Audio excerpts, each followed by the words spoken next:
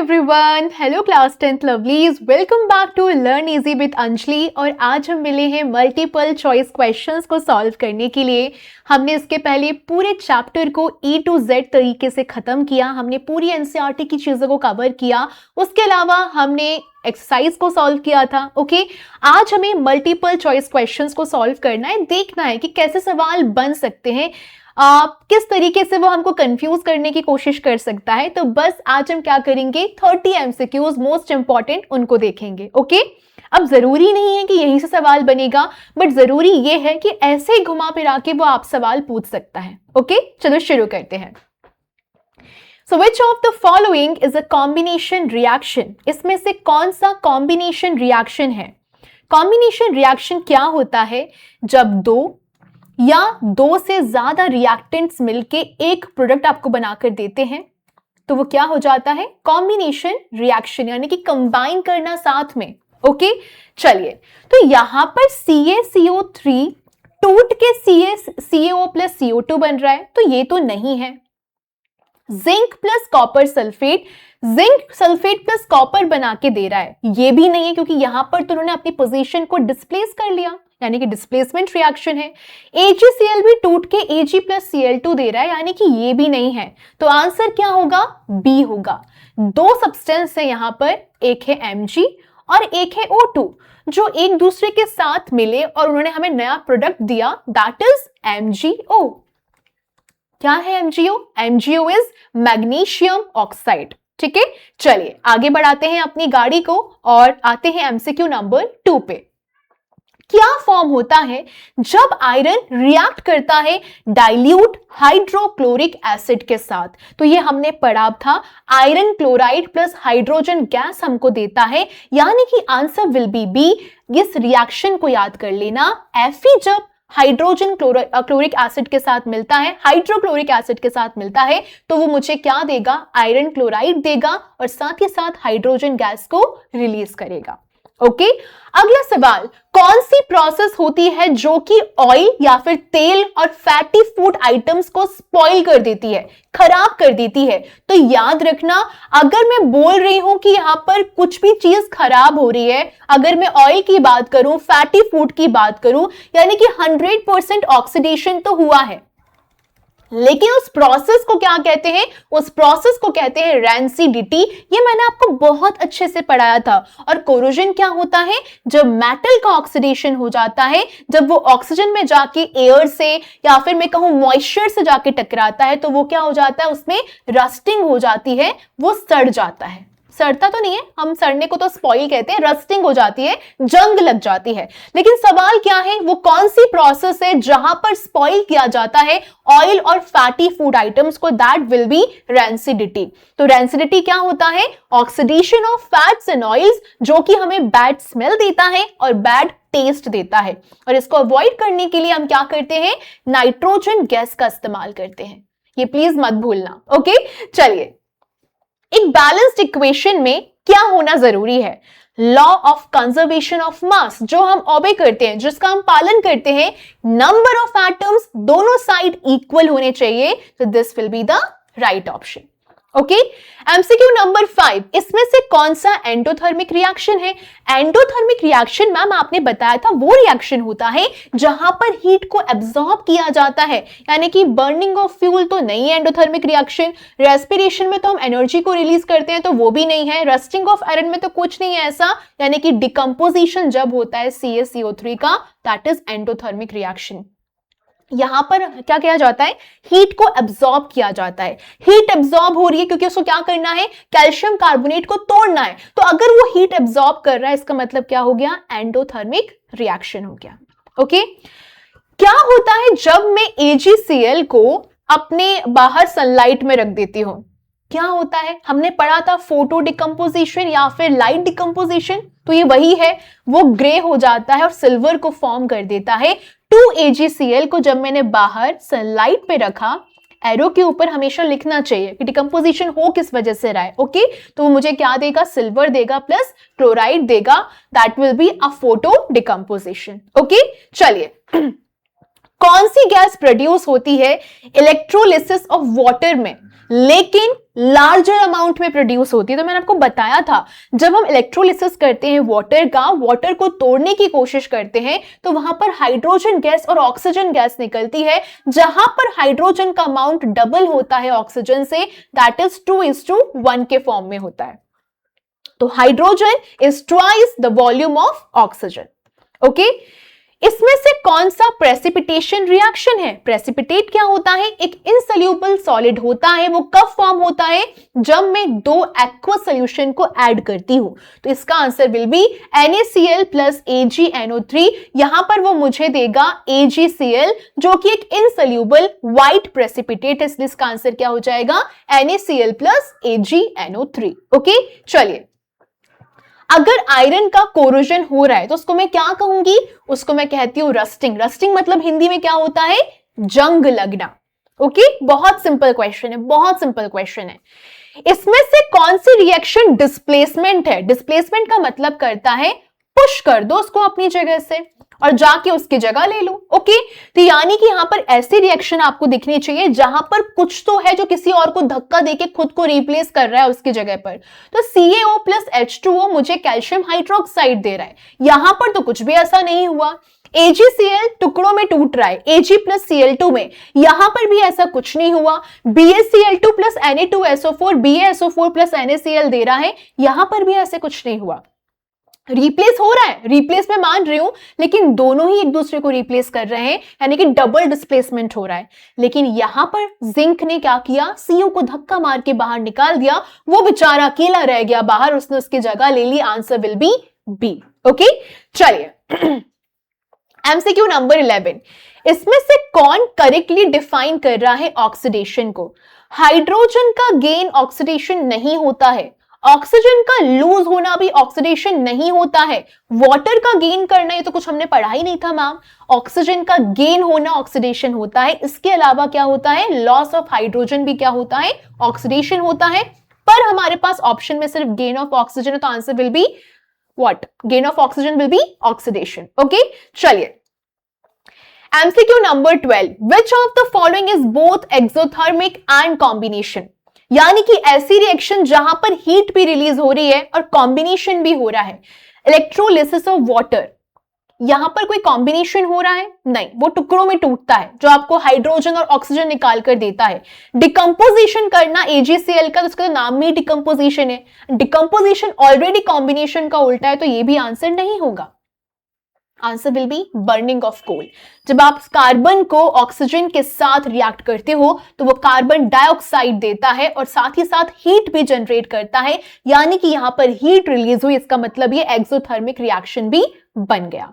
इसके लिए आपको इक्वेशन सारी याद होनी चाहिए, मैं आपको बार बार बोल रही हूं, इक्वेशन प्लीज रट लियो। ओके, चलिए, कौन सा स्टेटमेंट इसमें से ट्रू है डिकम्पोजिशन रिएक्शंस के लिए? डिकम्पोजिशन रिएक्शन के लिए कौन सा ट्रू है? वो एनर्जी को रिलीज करते हैं, या फिर उनको एनर्जी की जरूरत होती है, या फिर एक प्रोडक्ट स्प्लिट हो जाता है बहुत सारे रिएक्टेंट्स में। बहुत ध्यान से पढ़ना, यहां पर क्या लिखा है? एक प्रोडक्ट वो स्प्लिट होता है बहुत सारे रिएक्टेंट्स में। तुम में से बहुत सारे महानुभाव गलती करके आएंगे, वो उस चीज को समझेंगे कि हाँ डिकम्पोजिशन मतलब तोड़ना होता है, तोड़ने का मतलब होता है टूट गया, इसका मतलब 1 to many हो रहा है, और वो ये ध्यान नहीं देंगे, को कंफ्यूज करने की कोशिश कर रहा है।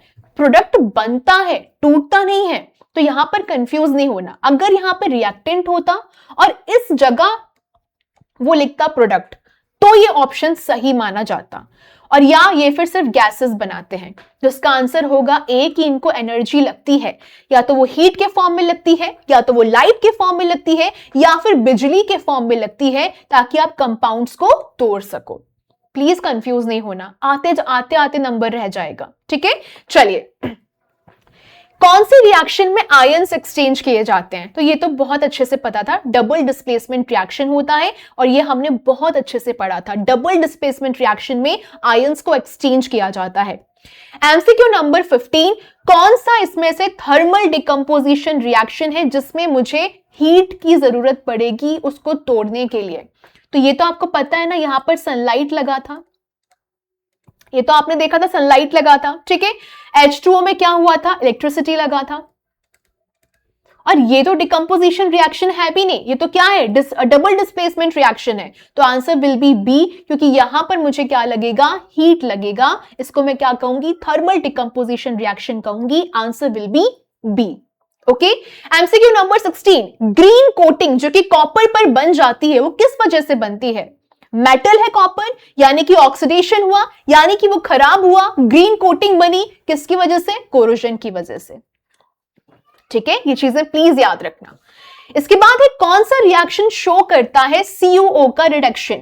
अगर मुझे CuO का रिडक्शन करवाना है, यानी कि मुझे ऑक्सीजन को लूज करवाना है, यानी कि कोई ऐसी रिएक्शन होगी जहां पर CuO बाद में Cu बन जाएगा। तो क्या यहां पर ऐसा हो रहा है? नहीं हो रहा है। यहां पर तो Cu है ही नहीं, यहां पर भी नहीं, ऐसा कुछ भी नहीं है, ऑक्सीजन लूज नहीं किया, बट यहां पर CuO क्या बन गया? Cu बन गया।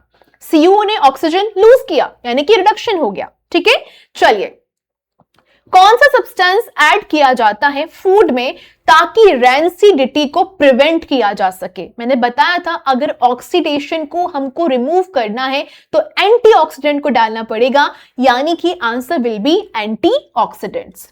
Okay, MCQ number 19, Mg + 2HCl, ये मुझे देता है MgCl2 + H2। ओके, ये कौन सी रिएक्शन है? ढंग से देखना, क्या यहां पर डबल डिस्प्लेसमेंट हो रहा है? नहीं हो रहा है, यहां पर कोई भी आयन एक्सचेंज नहीं हुआ। क्या यहां पे कॉम्बिनेशन हो रहा है? कॉम्बिनेशन भी नहीं हो रहा है। ओके, डिकम्पोजिशन हो रहा है? नहीं मैम, टूट भी नहीं रहा है, पर मुझे ये जरूर दिखाई दे रहा है कि Mg ने H की जगह ले ली और H2 को बाहर निकाल दिया, यानी कि डिस्प्लेस कर दिया। तो answer will B displacement. Okay, now Which of the following shows silver displacement? Silver displacement कहां पर हो रहा है? तो हमको पता है दैट इज सिल्वर यहां पर है, Ag stands for silver, Cu + AgNO3, copper ज्यादा रिएक्टिव है सिल्वर से, इसलिए क्या हो गया, सिल्वर डिस्प्लेस हो जाएगा और हमको क्या मिल जाएगा, सिल्वर मिल जाएगा। ओके, एमसीक्यू नंबर 21, इन चारों में से कौन सा स्टेटमेंट है जो रिडॉक्स रिएक्शन को बेस्ट तरीके से डिस्क्राइब कर रहा है? हमको पता है अगर रिडक्शन और ऑक्सीडेशन साथ में होगा that will be a redox reaction. Oxidation and reduction occur simultaneously, answer will be C. Okay, now identify करना है ऑक्सीडाइजिंग एजेंट को, ऑक्सीडाइजिंग एजेंट को। ठीक है, CuO + H2 प्लस जो मुझे देगा Cu + H2O। ठीक है, तो क्या होगा answer? Answer will B CuO। CuO ने ऑक्सीजन दिया H2 को, यानी कि उसने ऑक्सीडाइज कर दिया H2 को। ऑक्सीडाइजिंग एजेंट वो एजेंट होता है जो बेचारा जाता है, अपना ऑक्सीजन उठाता है और एजेंट बनके सामने वाले को देता है, यानी कि रिडक्शन तो हो रहा है उसका, लूज तो कर रहा है, लेकिन एजेंट के रूप में वो क्या है, ऑक्सीडाइजिंग एजेंट है। तो आंसर विल बी CuO। ठीक है, जिसका रिडक्शन होता है ना, वही बेचारा ऑक्सीडाइजिंग एजेंट होता है। ठीक है, चलिए, Which of the following shows displacement does not occur? जहां पर डिस्प्लेसमेंट नहीं हो रहा है, यहां पर डिस्प्लेसमेंट नहीं होगा, क्योंकि कॉपर क्या है, मैंने कहा था जो मोर रिएक्टिव है वो लेस रिएक्टिव को धक्के मार के निकालता है। तो यहां पर तो कॉपर ऑलरेडी लेस रिएक्टिव है जिंक से, तो वो कभी भी जिंक को डिस्प्लेस नहीं कर पाएगा। रस्टिंग ऑफ आयरन, ये क्या है? रस्टिंग ऑफ आयरन हमको पता है कि कोरोजन है, लेकिन उसके अलावा क्या है, स्लो ऑक्सीडेशन है। जब ऑक्सीडेशन होता है उसका रिजल्ट रस्टिंग के रूप में निकल कर आता है, कोरोजन के रूप में निकल कर आता है। तो rusting of iron is a slow oxidation. Which reaction will produce a precipitate? इसको हमने बहुत अच्छे से पढ़ा था एक्सपेरिमेंट के फॉर्म में। जब मैं लेड नाइट्रेट को ऐड करती हूं पोटेशियम आयोडाइड में, तो वो मुझे क्या देगा, PbI2 देगा, जो कि मेरा येलो सॉलिड प्रेसिपिटेट होगा, इनसोल्यूबल सॉलिड बन के देगा। ठीक है, आगे बढ़ेंगे। अगर मैं वाटर का इलेक्ट्रोलिसिस करती हूं, डिकम्पोजिशन करती हूं, तो कौन सा स्टेटमेंट उसके लिए सही है? ऑक्सीजन का वॉल्यूम इज डबल हाइड्रोजन, या फिर हाइड्रोजन का वॉल्यूम इज डबल ऑक्सीजन।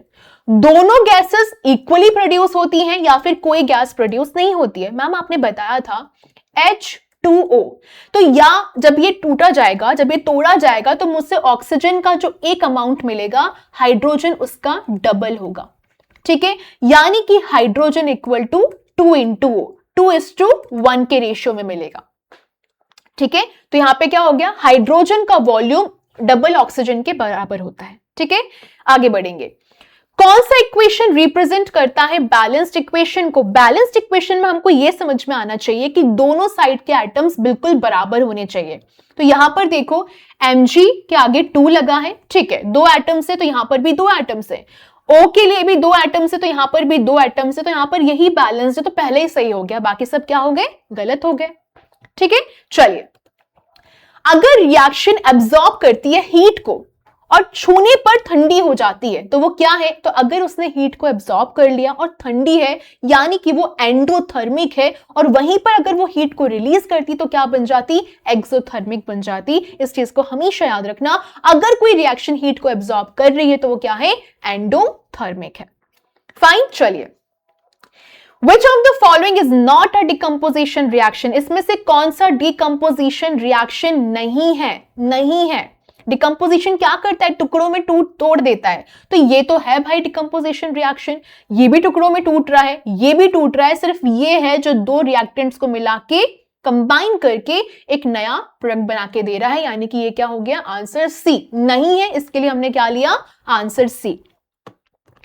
और ये है हमारा आज का last question, which pair correctly matches reaction? Cu plus AgNO3, क्या ये कॉम्बिनेशन है? CaO प्लस H2O, क्या ये डिकम्पोजिशन है? Zn प्लस HCl, क्या ये डबल डिस्प्लेसमेंट है? या फिर H2 प्लस Cl2, क्या ये कॉम्बिनेशन है? तो हाँ मैम, ये सही चीज है। दो रिएक्टेंट्स जब कंबाइन कर रहे हैं एक नई चीज बनाने को, एक नया प्रोडक्ट बनाने को, दैट इज HCl, तो वो क्या बन जाएगा? कॉम्बिनेशन रिएक्शन बन जाएगा। ओके, चलिए, तो हमारे 30 MCQs हमने सॉल्व कर लिए हैं। अब अपन मिलेंगे कल अपन मोस्ट इंपॉर्टेंट क्वेश्चंस की प्रैक्टिस करेंगे। टिल देन अपना खूब सारा ध्यान रखो, हंसते रहो, मुस्कुराते रहो और थोड़ा रिवीजन शुरू कर दो, तो कि हमें 10th में बहुत अच्छा स्कोर करना है और इस चीज की बहुत सारी प्रैक्टिस करते रहो। Take care, bye bye, bye bye.